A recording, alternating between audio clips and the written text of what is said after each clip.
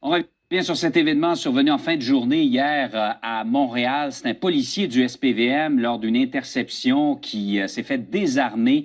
Aurait bien pu être gravement blessé. Il s'en tire sans grave blessure. Au bout d'une chasse à l'homme, on a retracé le suspect qui a été arrêté. On va en parler avec Stéphane Wall, qui est policier, ex-policier du SPVM, qui a une spécialisation justement en emploi de la force. Bonjour Stéphane. Bonjour, M. Guérin. D'abord, comme ça arrive souvent, c'est une intervention de routine qui aurait pu carrément virer au drame, là. Effectivement, la majeure partie du travail des policiers, oui, c'est de répondre aux appels du 911, mais c'est aussi de faire des interceptions de véhicules. C'est le lot quotidien pour des infractions au CSR ou pour enquêter, rechercher des criminels. Donc, l'interception de ce type-là, on appelle ça une interception de risque faible parce qu'il n'y a pas d'éléments qui nous fait croire que le sujet pourrait être dangereux à première vue. Quoique toute intervention routine peut dégénérer rapidement. Donc, le policier est en opération radar, fait son travail, intercepte l'individu selon les informations qu'on a depuis hier. Puis ça a circulé énormément au niveau des réseaux également. Le policier a fait la première approche, serait retourné à son véhicule. Comment ça s'est passé à l'extérieur, probablement du véhicule, là, il aurait été attaqué avec un certain délai par le sujet. Et tout se précipite dans ces moments-là. On fait de l'entraînement, on a du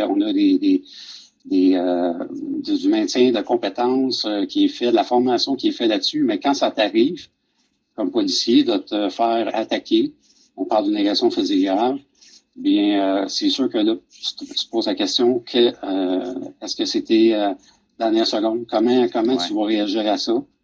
Ouais. Dans ce cas-ci, c'est avec une barre de fer qu'il a été attaqué, le policier. Mais là, de là à désarmer un policier, expliquez-nous, M. Ward, c'est pas évident à désarmer. Je vous dirai pas de nous donner la méthode, là, mais je veux dire, les policiers sont formés aussi pour éviter de se faire désarmer et leur équipement fait en sorte que c'est difficile de les désarmer. En fait, oui, c'est sûr que le ceinturon comme tel, l'étui de l'arme à feu a des niveaux de sécurité. Donc, ça prend l'entraînement pour être capable de sortir rapidement. Mais dans l'historique des cas des 20-30 dernières années, souvent, c'est lorsque le policier lui-même va sortir son arme pour mettre en joue un suspect. Bon, il y a quelque chose qui va se passer, puis le suspect va s'emparer de l'arme. Dans le cas qui nous concerne hier, ce qu'on mentionne, c'est que c'est le ceinturon qui aurait été arraché pendant le combat. Et le policier doit absolument éviter un combat au sol. Donc, qu'est-ce qui s'est passé? Le ceinturon est arraché. Les attaches ceinturon qui viennent sécuriser le ceinturon auprès de la ceinture du policier, est-ce que les attaches ont fait leur travail? Le policier est un homme qui était quand même assez imposant. Et malgré sa stature imposante, il a réussi à être désarmé. Donc, c'est quelque chose qui n'arrive pas souvent. Et si on recule dans l'histoire, on peut se souvenir de Yves Faneuf, qui avait été désarmé ou qui avait été tué avec sa propre arme à feu en 1991. Donc, c'est quand même assez exceptionnel que ça arrive, qu'on réussisse à enlever un ceinturon ou un arme à un policier. Oui. En terminant, la réaction du policier, évidemment, quand il est désarmé, là, il est en position extrêmement vulnérable. On dit qu'il a pris la fuite, le suspect a tiré en sa direction sans l'atteindre. Le policier n'avait pas vraiment le choix d'agir de cette façon-là, quoi. Ben, en fait, devant une réaction, devant la peur, ça c'est connu, il y a des réactions qui sont naturelles.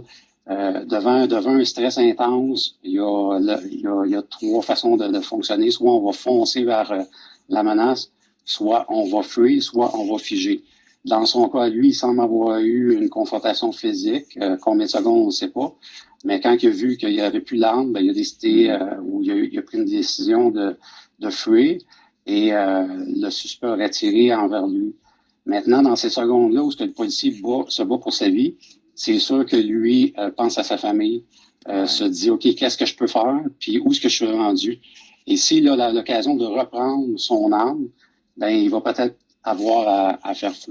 Oui, absolument. C'est des décisions qui se prennent en une fraction de seconde qui peuvent avoir une incidence sur toute une vie. Stéphane Wall, très intéressant. Merci encore une fois de nous avoir remis ces événements-là dans leur contexte.